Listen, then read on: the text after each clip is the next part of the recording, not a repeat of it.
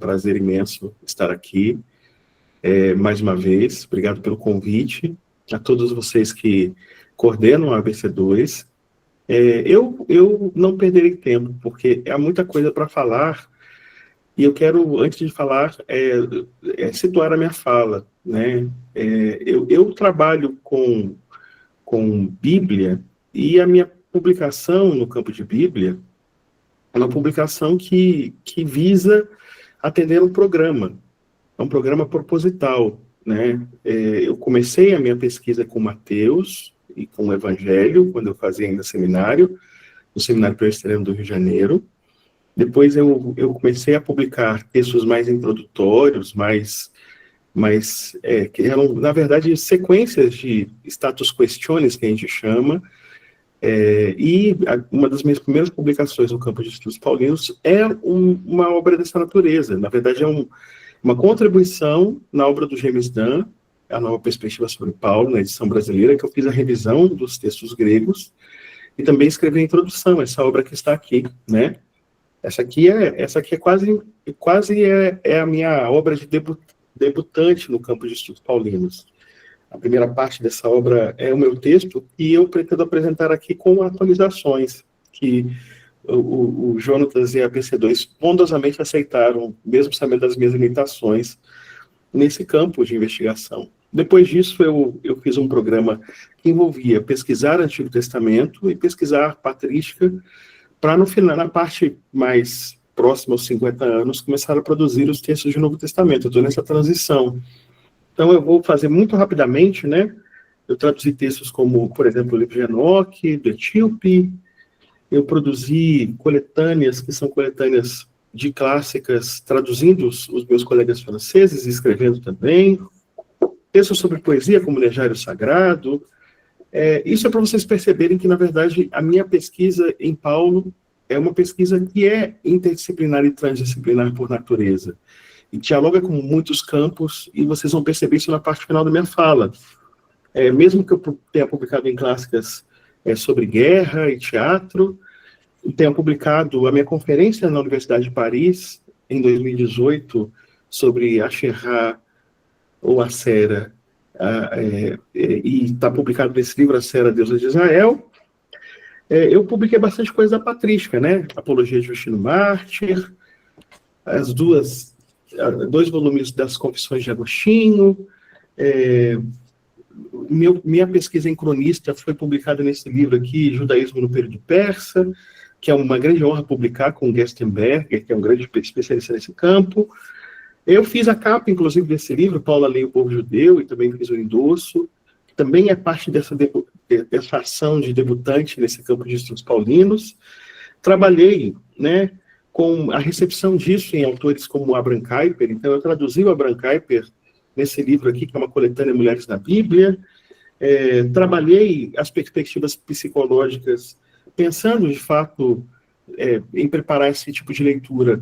E usei minhas pesquisas em depressão, que é esse livro aqui, Como Enfrentar o Mal do Século. Sou psicanalista há 13 anos já.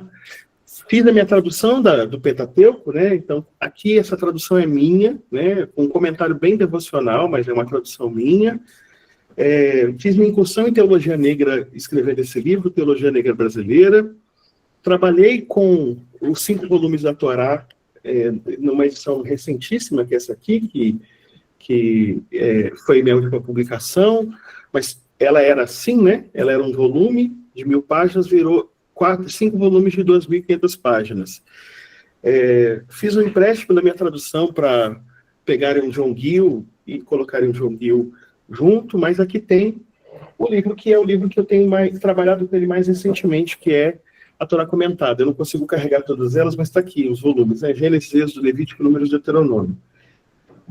Bom, ainda tem 18 livros para mostrar, eu não vou mostrar, mas eu vou parar por aqui, porque eu quero começar com a parte da apresentação propriamente dita. Mas isso é para mostrar que, na verdade, a minha compreensão dos estudos paulinos é bem diferente. Vocês vão ver isso no final. Ela é diferente do convencional, porque ela dialoga com muitos campos.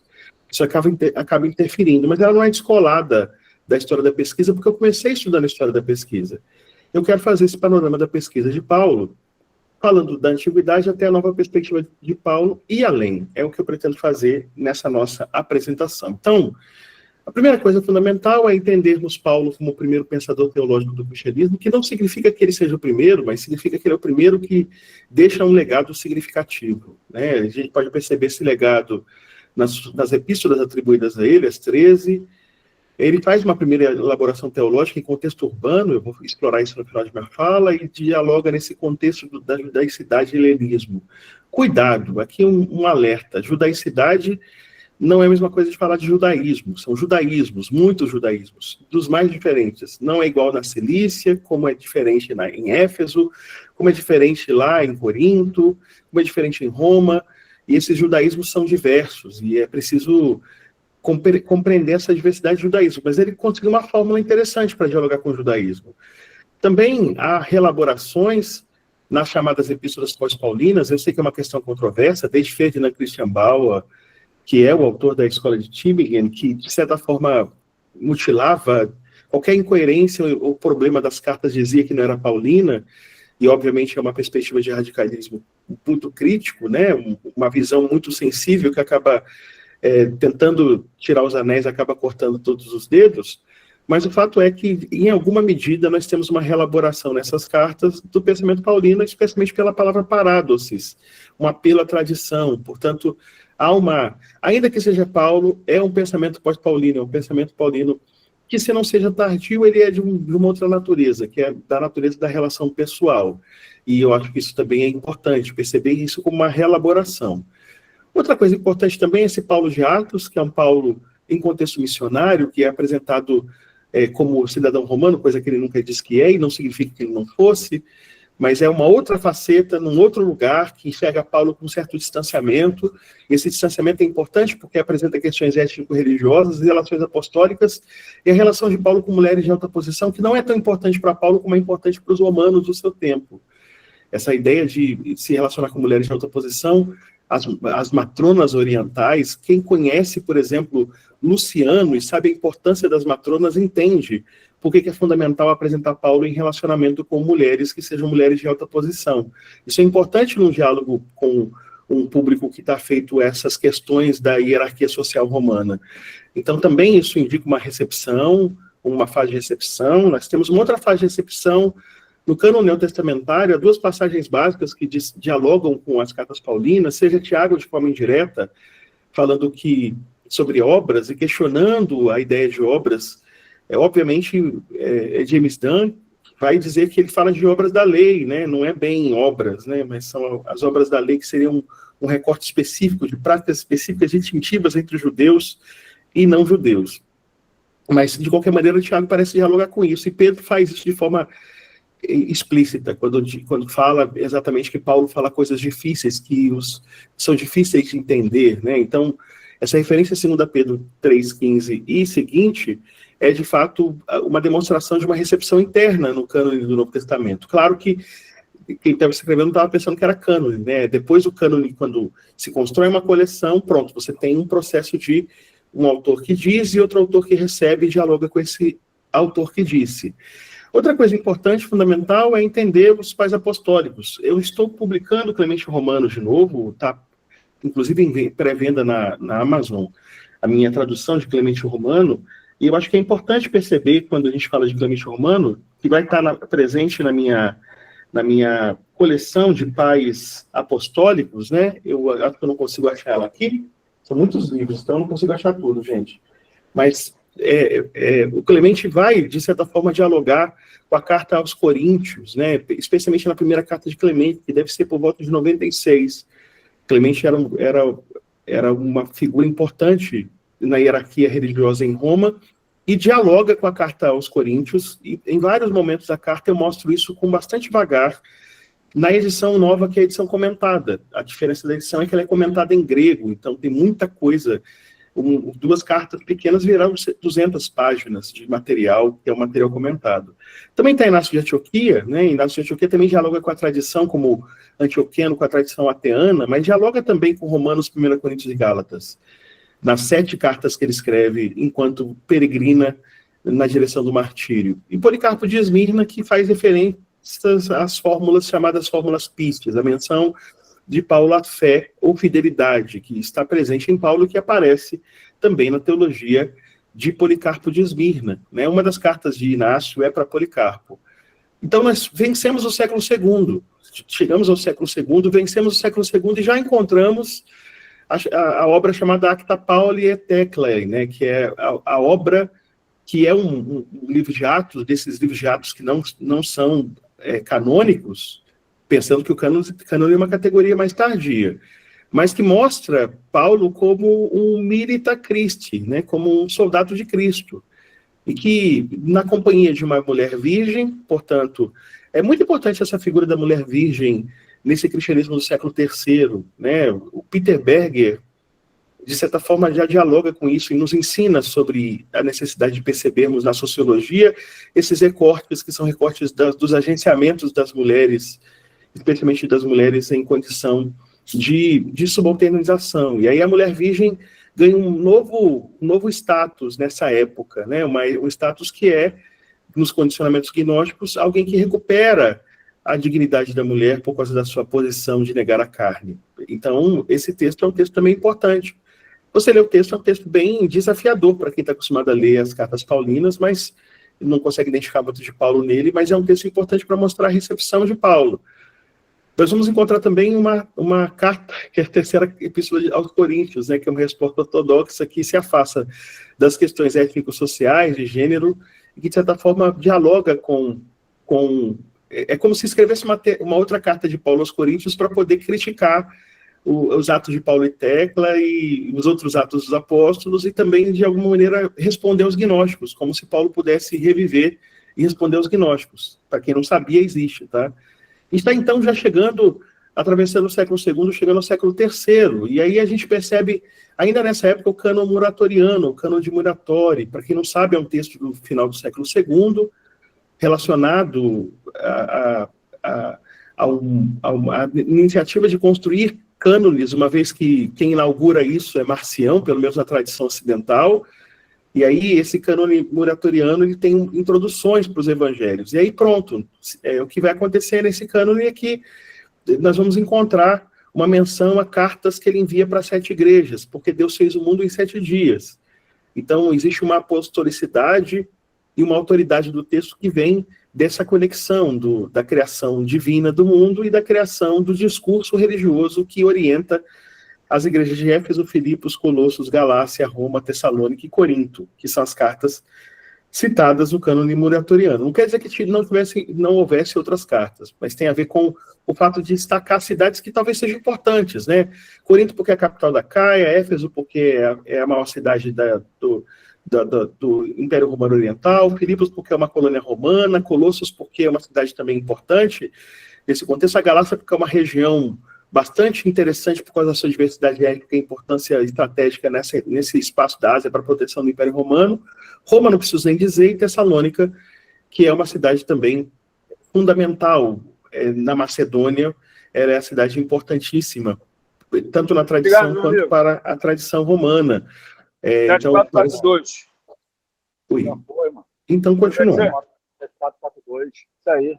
Já que eu falei de Marcião, eu acho que é importante mostrar que Marcião é, de certa forma, um defensor do que a gente chama de antinomismo, né, de supersessionismo, que é essa noção de superar o judaísmo em favor de uma leitura que não compreenda que o cristianismo precisa, de fato, dialogar com o judaísmo, mas tem que ser uma entidade autônoma. Então, são 10 cartas paulinas, mais Lucas mutiladas das passagens veterotestamentárias, que são muitas, diga-se passagem. Até se confunde Lucas com alguém que fosse judeu, por causa dos septuagismos que Lucas usa, especialmente no capítulo 1º, no capítulo 2º, no capítulo 3º, ou seja, nas partes iniciais do seu evangelho.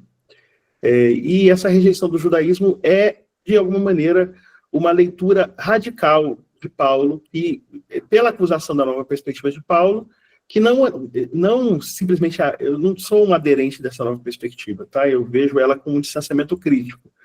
Vocês vão entender daqui a pouco sobre isso. Aqui cabe um parênteses. A minha dificuldade muito grande de lidar com cristãos que querem que a resposta coincida com a sua crença. A resposta do pesquisador tem que coincidir com aquilo que ele entende que é a defesa teológica do campo que ele acha que tem que estar certo, que ele tem que provar, porque é meio que uma questão heróica, ele provar que o campo que ele defende é o campo correto. Ele vai achar que isso é apologia, mas, no fim das contas, isso é desonestidade intelectual de uma certa medida, porque não discutir as fontes e rever o seu próprio posicionamento várias e várias vezes vai criar dificuldades. Então, óbvio que não dá para concordar com a crítica da nova perspectiva de Paulo, que eu vou mostrar mais tarde, de uma leitura de Lutero que é tão radical, meio que aproxima Lutero de Marcião, mas um Lutero é um Marcião um pouco mais aceitável, né? Eu acho que essa leitura não é muito justa com Lutero, né? Ela é justa, mas não é muito justa, porque ela não observa determinadas questões que a gente vai ver daqui a pouco, mas percebam que Marcião já é uma primeira iniciativa de fazer uma leitura radical de Paulo, e essa leitura radical acaba gerando uma formação de um cânone, mostrando a importância de Paulo na construção da teologia dos primeiros séculos, século II e século III, Marcião, século II. Mas depois você tem a discussão de Marcião por Tertuliano, ele escreve um texto contra Marcião. Então a gente já avança para o século III com Marcião pautando a teologia. E aí a gente vai perceber também que existe um encantamento dos gnósticos em relação a Paulo, especialmente na leitura que eles fazem de Romanos, de Coríntios, de Gálatas, de Filipenses.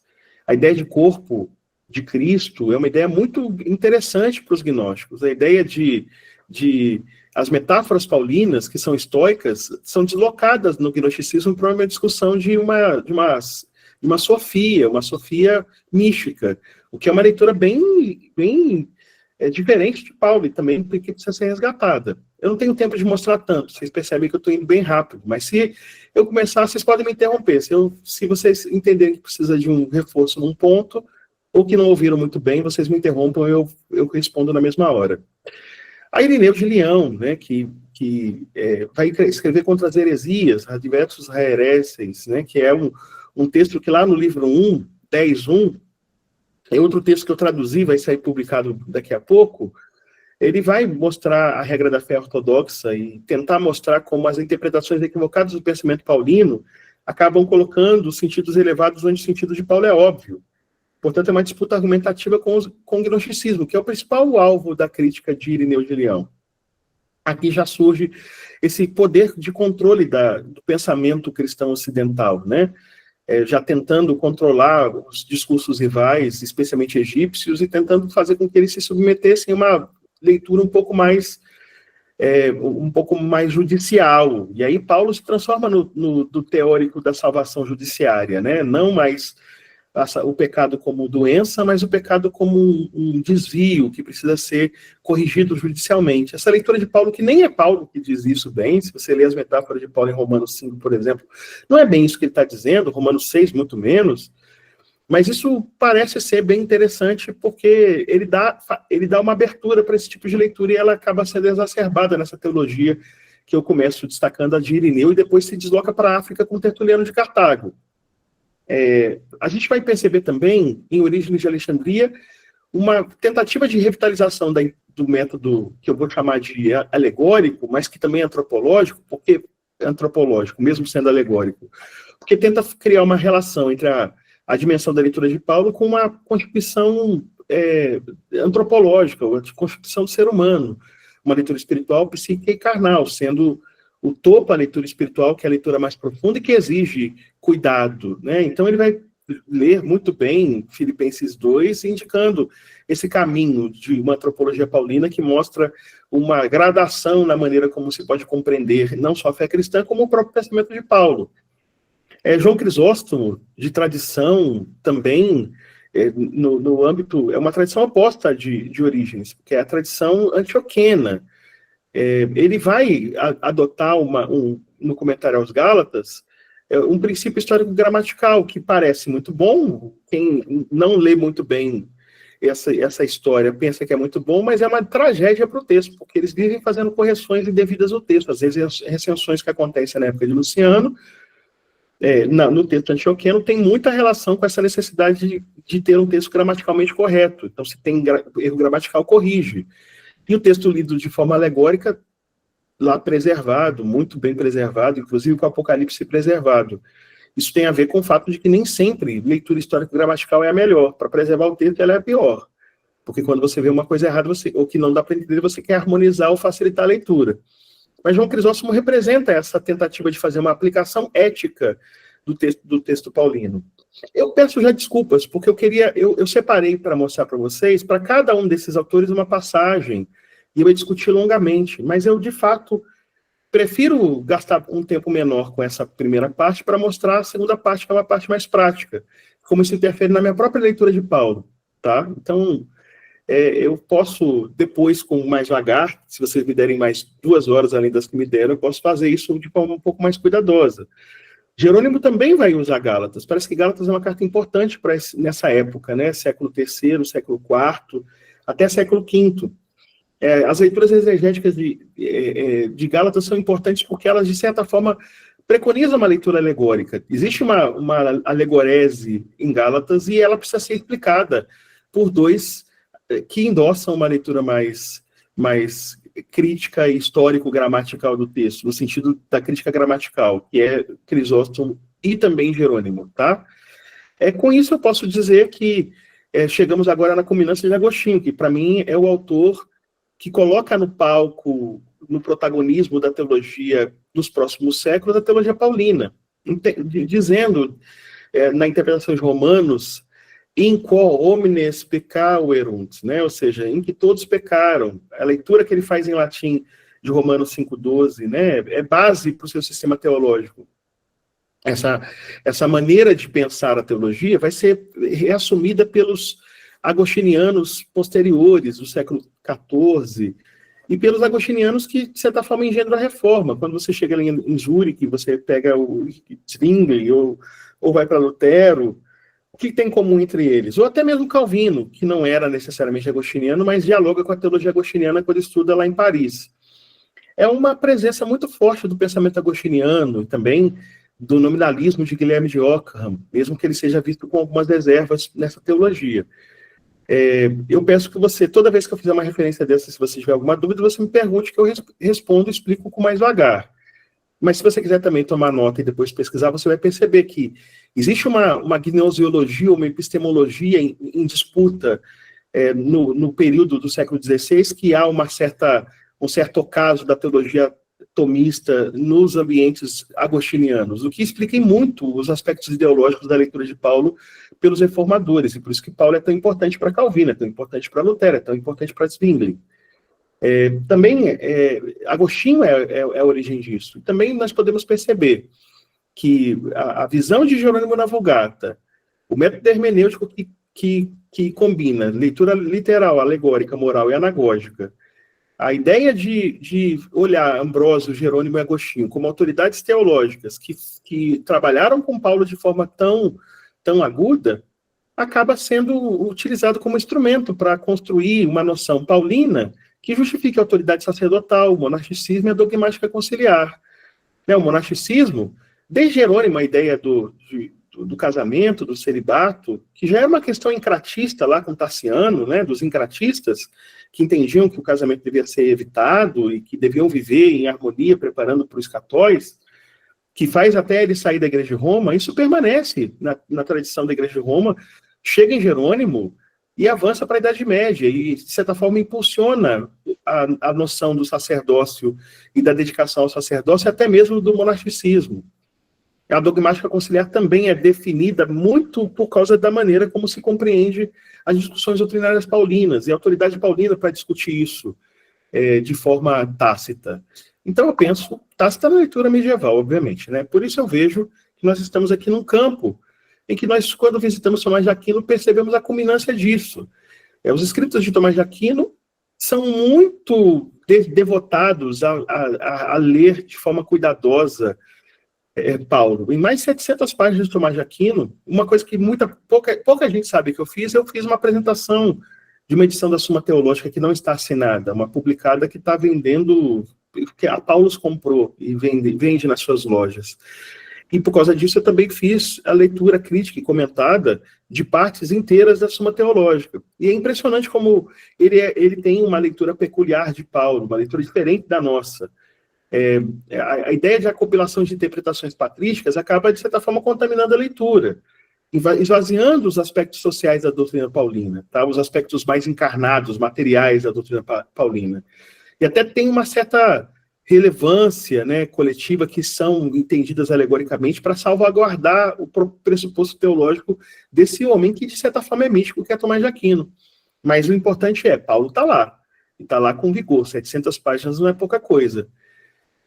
E eu peço licença para fazer um salto, né, porque a gente vai perceber que lá o Erasmo de Roterdão, o Desidério de Erasmus, constrói, né, ele é eu participei, quando eu fui para a Europa, eu fui testemunha do Erasmus Mundus, o programa de mobilidade estudantil na Europa, que dá o nome de Erasmo, porque Erasmo era um peregrino, né? Ele passou por Alcalá, que é onde foi feita a poliglota complutense, ele foi para Bolonha, ele passou pela Suíça, onde estavam seus impressores, ou seja, ele migrava pela Europa, e, de certa forma, uma das coisas que ele fazia era promover os estudos do Novo Testamento, já que ele era versado em grego e muito bom, diga-se passagem, em grego.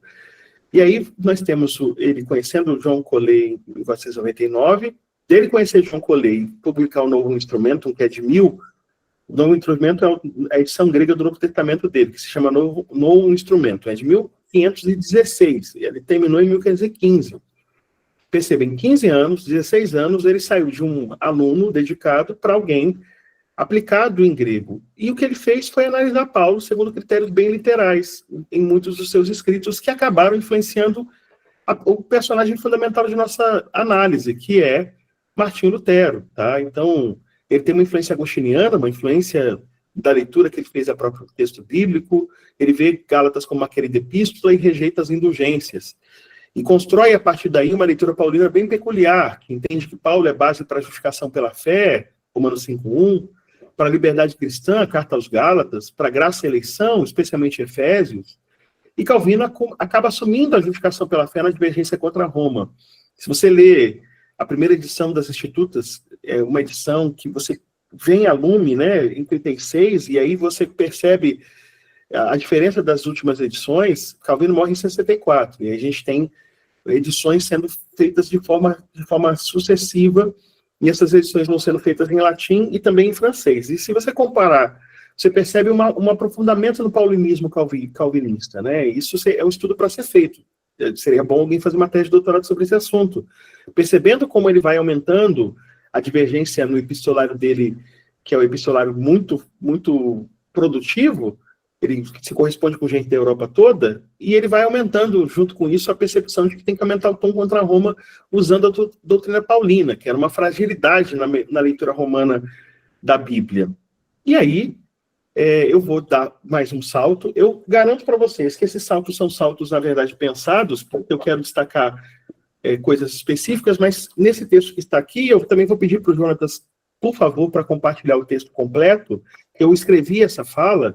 Você vai perceber que tem o trabalho de obra por obra mapeada, inclusive citada em alemão, com passagens lidas, com passagens comentadas, de cada obra até chegar em Ferdinand Christian Bauer.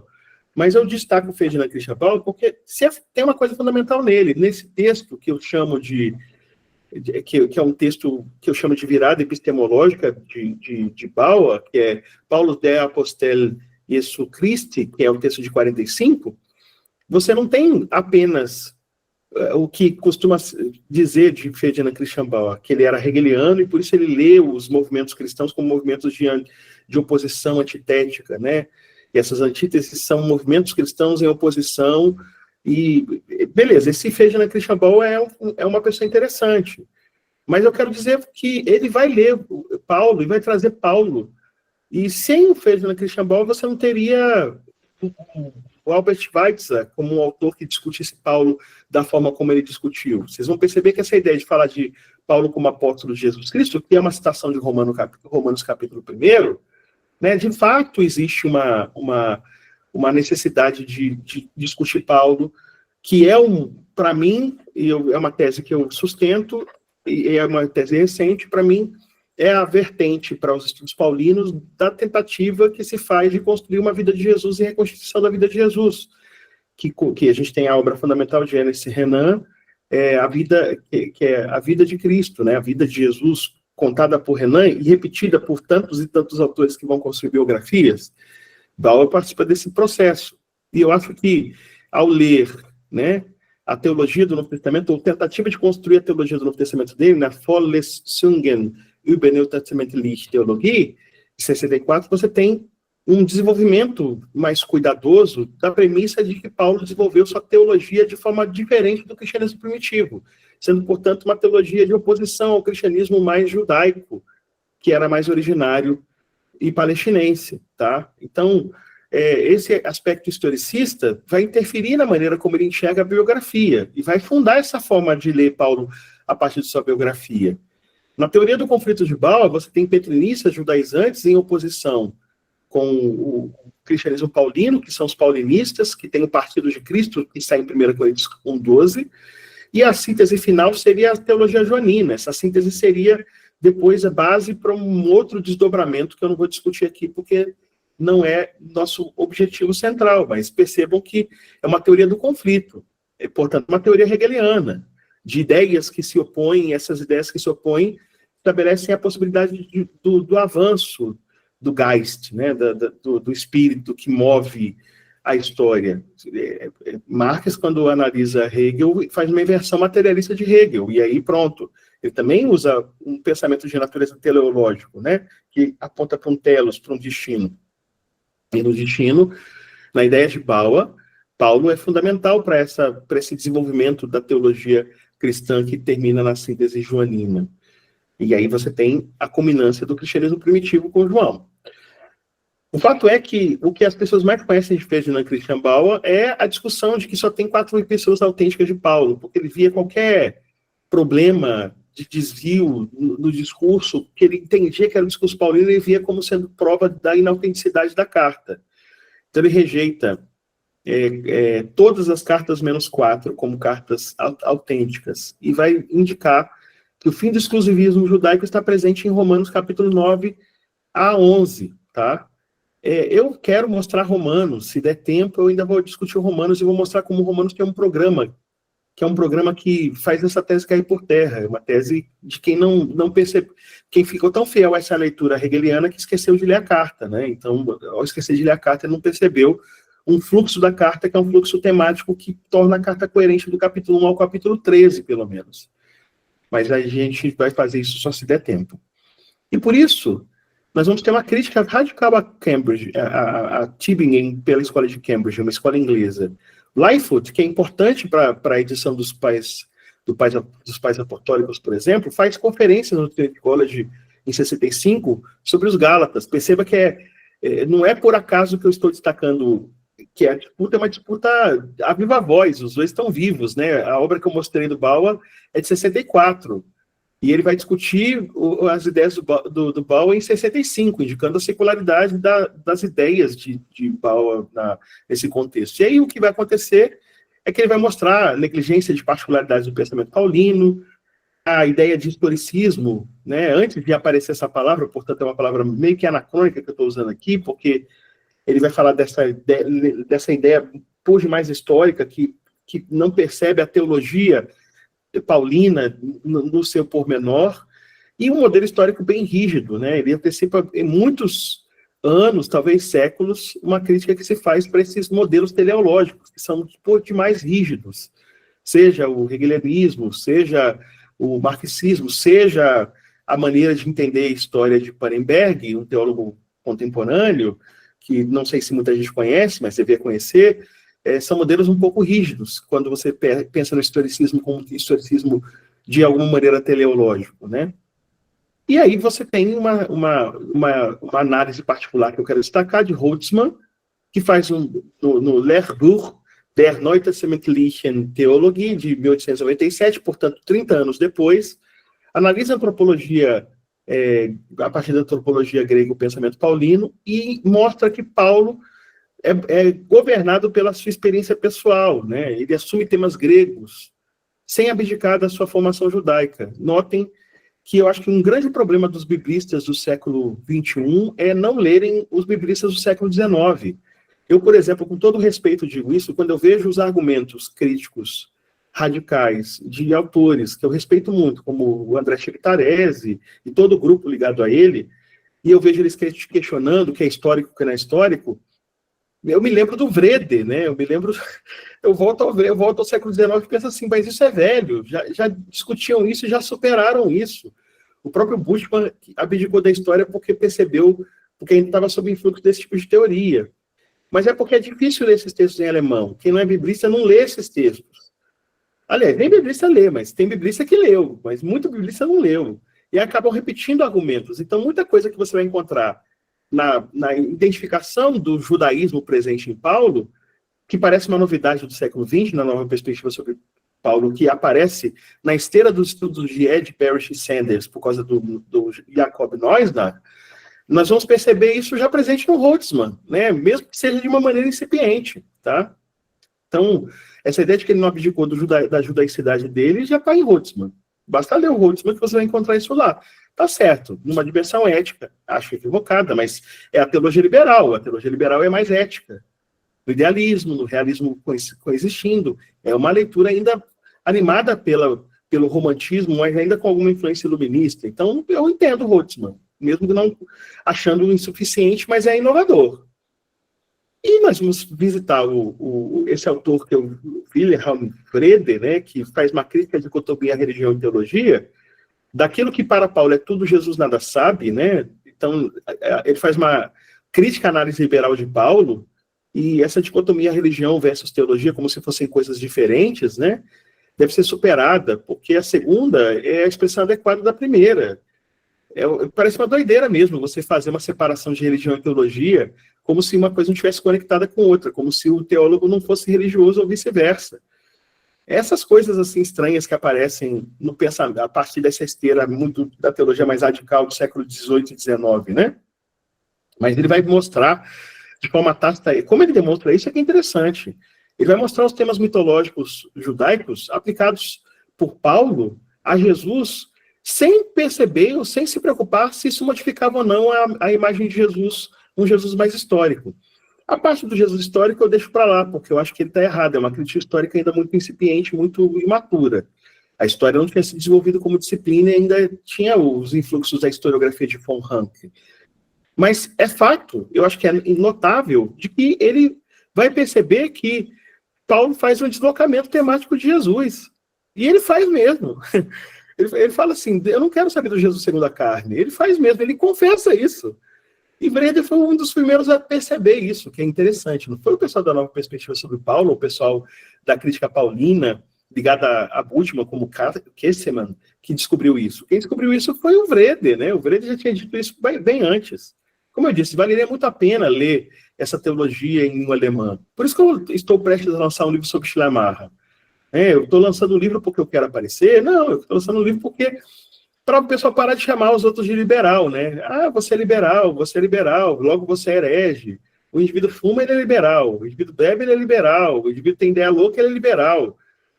Mas a pessoa nem sabe o que é liberalismo teológico direito. Então vamos estudar os liberais mesmo para a gente perceber que nos liberais tinha uma tentativa de salvaguardar a teologia do avanço da razão iluminista. E aí Schleiermacher faz isso com o subjetivismo dele.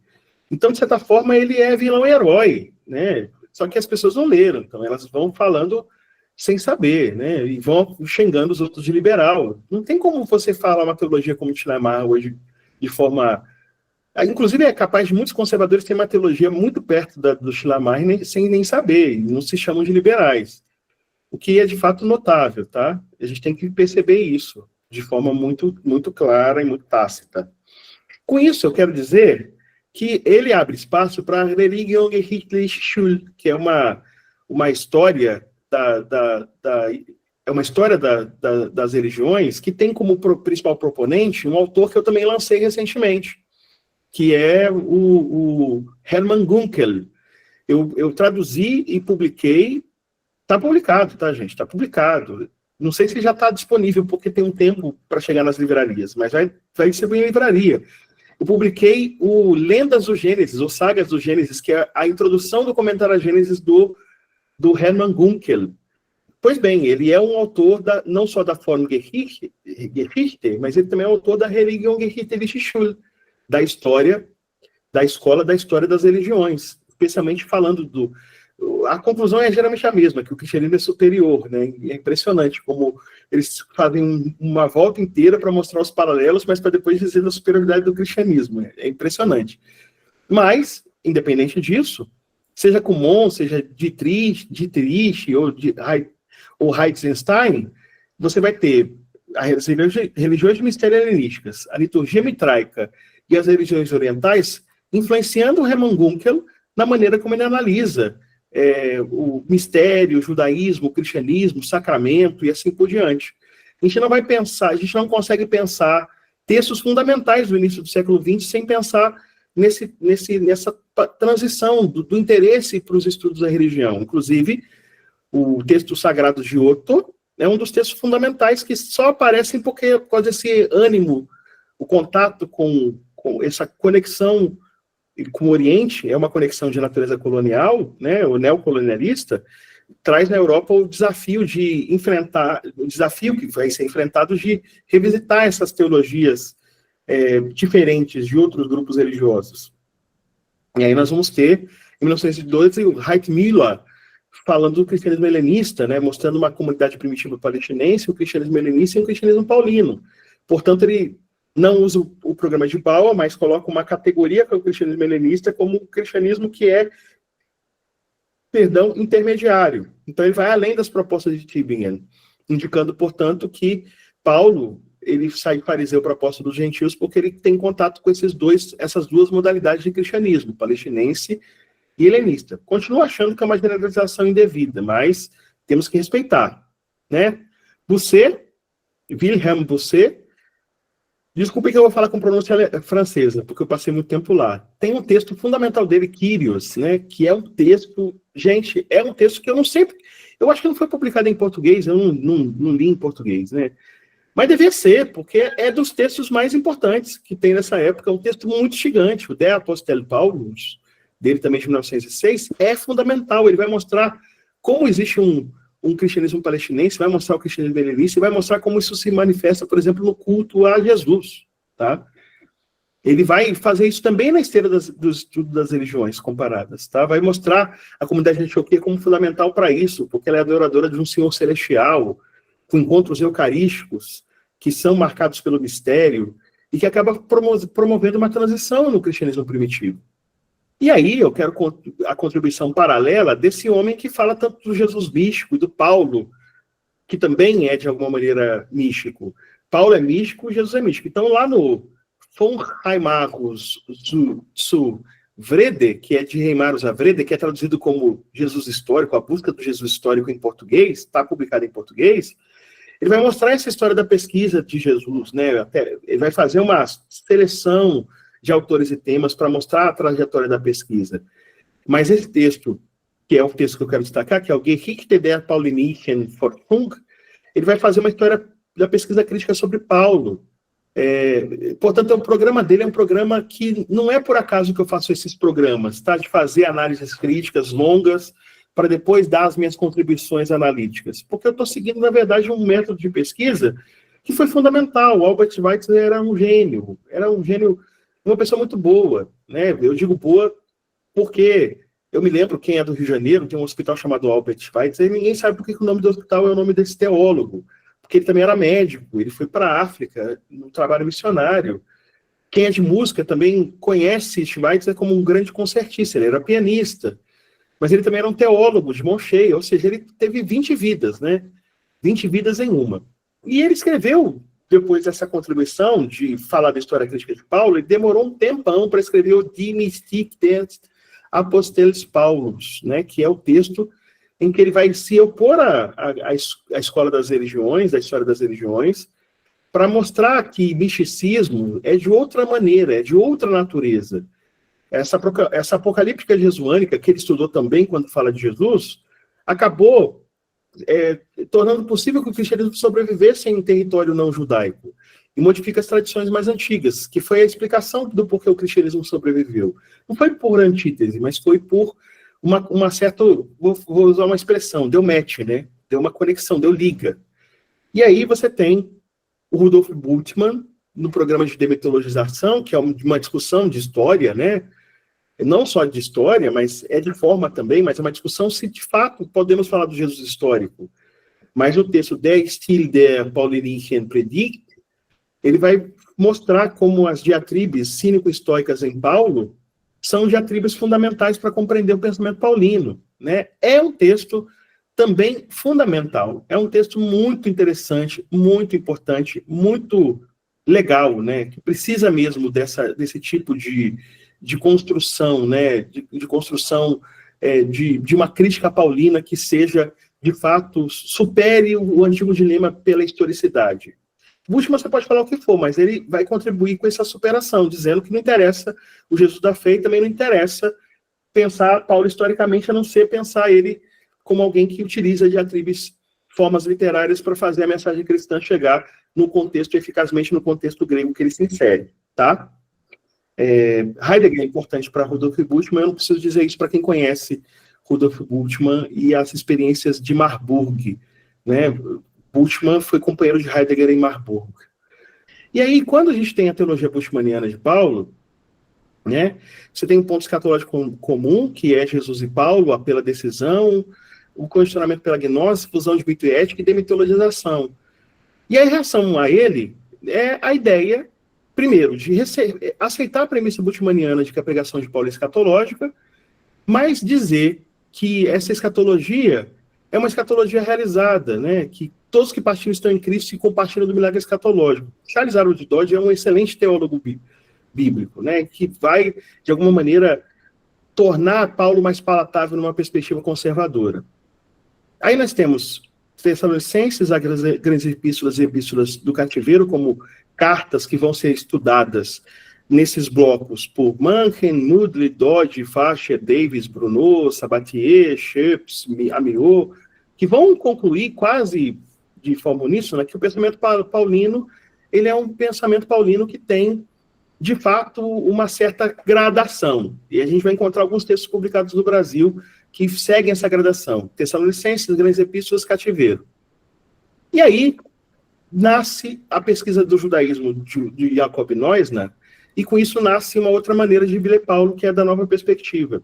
E aí você vai ter o Ed Parrish Sanders, como o primeiro na década de 60, ao escrever Paul and the Palestinian Judaism, como uma pesquisa que rompe consensos e analisa a judaicidade de Paulo.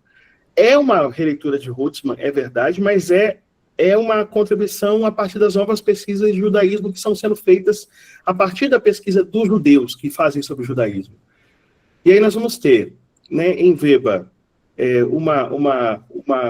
um esquema, que é um esquema que perdura por séculos, que é a ideia de que tem textos antijudaicos em Paulo, e que vão criar uma perpetuação à crítica. Isso vai ser superado por Sanders quando ele vai mostrar o chamado nomismo pactual, de que o judaísmo tem a ideia de eleição, o judaísmo tem a ideia de pacto, o judaísmo tem a ideia da justificação. Essas ideias são encontradas em literatura judaica. Ele leu a literatura judaica e mostrou de fato. Tem falhas no pensamento dele, e aí essas falhas são corrigidas por esse aqui, o James Dunn, que vai mostrar as obras da lei como demarcadores fundamentais. Ele vai ler melhor Qumran, ele vai ler os radicalismos de Sanders e vai corrigir. Ele é um teólogo muito mais equilibrado, né? E ele vai indicar a necessidade de perceber os limites do Paulo helenista, né? Não é bem assim. E como que Paulo está dialogando com uma tradição que é uma tradição que não aceita bem, de um judaísmo que aparentemente não aceita bem as expressões que são helênicas, mas na verdade aceita, porque já está, de certa forma, compartilhando os mesmos espaços. Ele se apropria da arqueologia, ele se apropria das evidências textuais, se apropria de Qumran. E aí nós chegamos em Wright, que eu acho que muita gente aqui conhece, que vai mostrar Paulo como patrão da fé judaica, os gentios como parte da comunidade após Jesus, e uma justificação de natureza pactual. E com isso, nós temos a abertura de um novo campo de pesquisa, que vai se ampliar. Na análise retórica, você vai ter Semple e Lemp. Os nórdicos vão fazer até análise estatística, para poder perceber as cartas paulinas e a autenticidade, por exemplo. O Carson, o Seifried, vão fazer críticas à nova perspectiva sobre Paulo. Nós temos o Murphy O'Connor, que é um excelente arqueólogo, um excelente leitor de arqueologia, reconstituindo Corinto e Éfeso. E aí eu não vou mais falar, porque eu vou respeitar o tempo.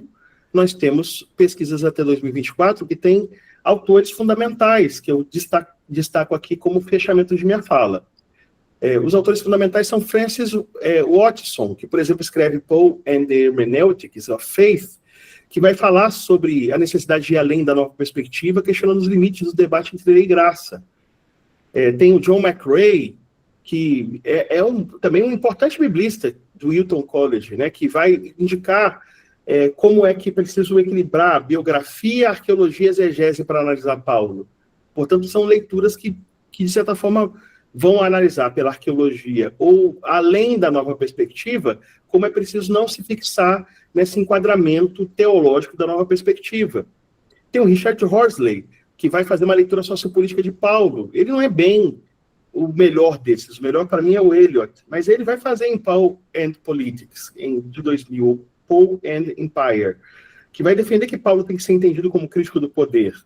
Você tem o professor emérito do Wycliffe College, que é o Terence Donaldson, que vai escrever um livro chamado Paulo e os Gentios, que vai mostrar a necessidade de acolher os gentios sem necessidade de adotar a lei judaica como uma coisa que não dá para abrir mão, não pode ser ignorado na nova perspectiva. Então serve de ponte entre a nova perspectiva e as necessidades de entender a pluralidade do judaísmo do seu tempo. E a última que eu vou citar, a professora da Universidade de Chicago, a Margaret Mitchell, que vai fazer uma leitura de Paulo como alguém que promove a retórica da reconciliação. Ela vai ler as cartas não como documentos teológicos, mas peças de comunicação eficazes, e vai mostrar como ele usa instrumentos da retórica romana para construir isso.